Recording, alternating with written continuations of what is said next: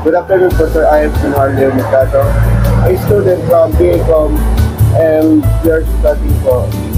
We are from BS Libarna po. We are currently conducting an interview with regard to our website po na gagawin po namin featuring the Balisok po ng Batangas.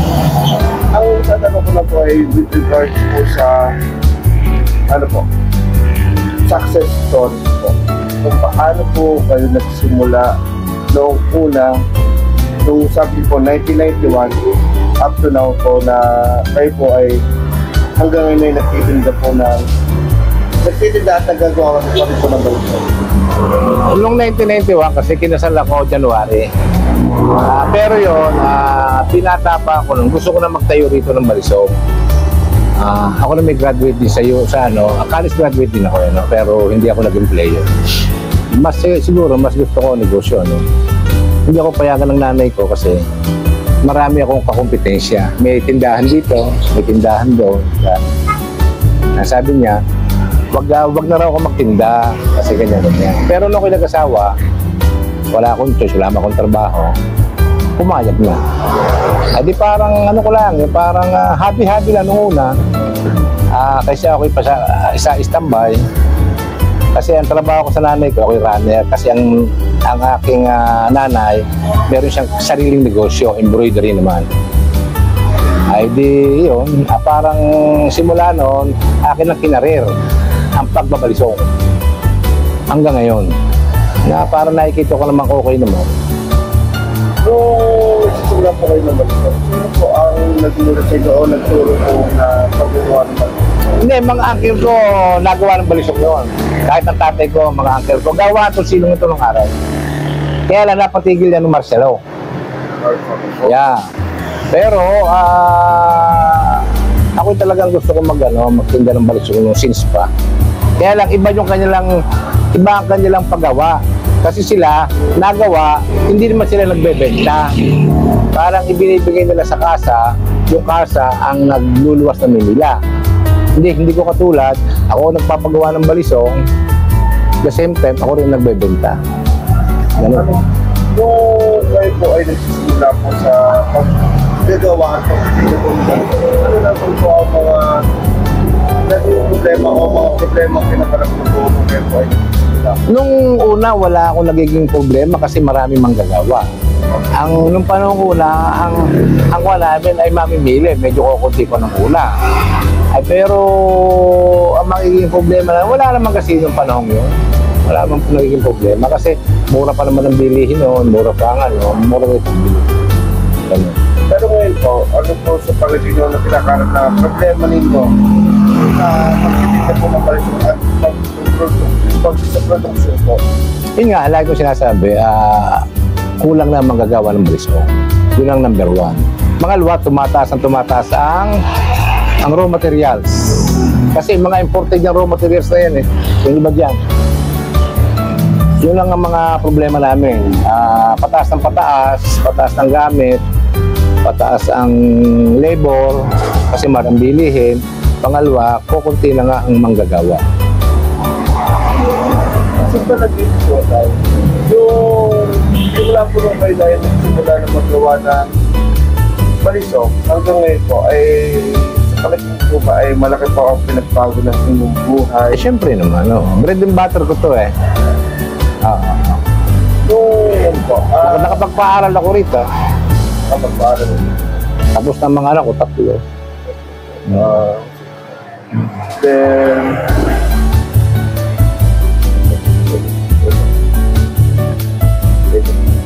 tulong naman kami mag-asawa rito. Pag ako yung maalis, siyang tao rito. Wala kami tinatataong iba. Minsan, pag kami nagbabakasyon yun, may tinatataong iba. Trusted na pamangkin ko. Ganun lang, pero ako bihirang umalis. Hindi naman po kayo nakalala para yung dumating kayo sa point na titigil na po kayo sa... Hindi. Hindi ko yung sabihin na titigil ako para mahinaan ako ng loob.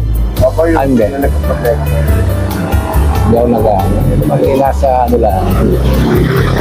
Ngayon po, sa medyo ng like, meron po ba isa sa inyo mga anak na Yun ang problema nga. wala na? Hindi. Kasi ang anak ko, 2 babae, 1 lalaki. Yung aking lalaki nurse, nasa New Zealand. Hindi naman yung pupunta rito para magtinda ng balisong. Yung aking 2 babae, lalo na, may mga trabaho niya sa Maynila. Magaganda naman ang posisyon sa Maynila. Eh, hindi. Yun ang ano ko, walang hahalang sa gusto ko. Unless, pagkat ilang araw, yung kanilang mga mapapangasawa, negosyante, baka ano, I doubt, pero iwan ko. Ang mga siguro po ang mga kinakaharap po natin problema ngayon dito sa pagbabalik ng buhay yung parang namamatay na po ang production. Kaya po nahihirapan na ang production po at pagpapatuloy. Yun talaga ang problema. At saka ano ngayon cases lang naman talaga. Pag mahina ang pag-unawa mo rito, hindi ka pwede magtinda ng balisaw. Bakit? Kunti na nga manggagawa, di ba? Ay, utangan ka na utangan. Hindi manggagawa. Ha? Meron mo sakit ng ulo mo, utangan ka, babalihan ka, tapos malalaman mo yung pinaluwag, doon dadalhin sa ibang kasa. Di ba?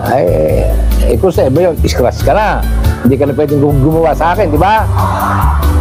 Isa ngayon nga, kung kunti magagawa, ayos pa rin. Kasi pag yun ay binitawan mo, lalong wala ka. Di ba? Yung iba na magginagawa kang asal. Kaya po, kahit mahirap. Wala kang magagawa. Nasasabi ko pala, bali ng bali. Laging over bali. Sa ano, ay siyempre yung bali, palaki ng palaki. Pero yung produkto naman ang baba, kaya may... Kaya nga Tapos ang masakit na mapabalitaan mo, yung pinaluwag, pag nangyari, doon dadalhin sa kabilang kasa. Nako, pag mahina-hina pasensya mo doon, hindi ka maaari. Kaya sabi ko nga, dito sa nagtatayo dito sa aming lugar, sa Balisong, wala na ditong kukumpetisya pa sa amin. Wala nang bagong tao na magtatayo ng Balisong. Hindi siya pwede. Kasi unang-una, wala siyang hawak na tao na manggagawa. Pangalawa, hindi ka magpapautang kasi bago ka pala. Diba? Ay kami naman, sanay na kami. Sabi ko, 31 years na ako. Yung ibang tumigil na magbabalisong, may utang pa rin sa akin. Anong gagawin mo? Noong mga panahon po na nagsisimula kayo, sa paligid po, mga ilan pa lang po kayo dito mga magpapalisong? Hindi, noong mga 1991, marami ko na rito. Marami, kaya lang, ang mga pwesto namin, hindi ganitong kalalaki. Tigi-tigi sa lahang na ganyan. Ngayon, yung iba lumalaki, yung mga bago nagtatayo, nagdadalawang istante, nagtatatlo, di parang iniisip ko sa sarili ko, ako'y mapapagiwanan pagka gano'n. Panalaking ko rin ang akin. Diba? Kaya dito, kung mapapansin mo, panay malalaki ang istante. Pero nung araw, dikit-dikit man, maliliit lang po. Siguro ang naka-display nila, siguro mga 20 pieces lang. Diba? Mga ganun lang. Ako nga, nag-umpisa ko rito, less than 50 ang aking balisong na naka-display.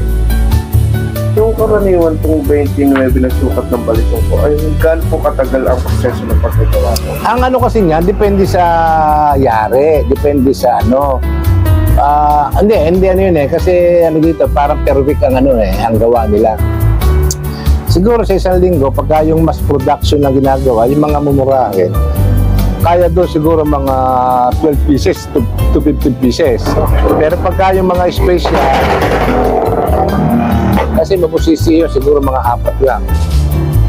Yung mga unang panahon po, diba sabi niyo po ay mga gawa pa po sa bra, sa mga suot. Yun nga mga special ngayon. Yun ang matagal-tagal gawin. Parang mahirap po. Mahal na may pagbili yun, lowest 2,000 yun. Mga ganong klase. Yun sa 29 lang. Pagkakot po ay... Hindi, kadalasan naman. Meron pa rin mas malaki sa 29, kaya lang mostly.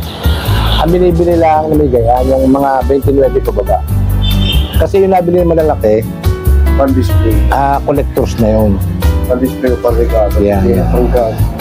Buti nga na, kung saan ganitong frame malakas yun sa akin. Maraming salamat po sa inyo. Okay, sige. Good luck sa inyo. Good luck.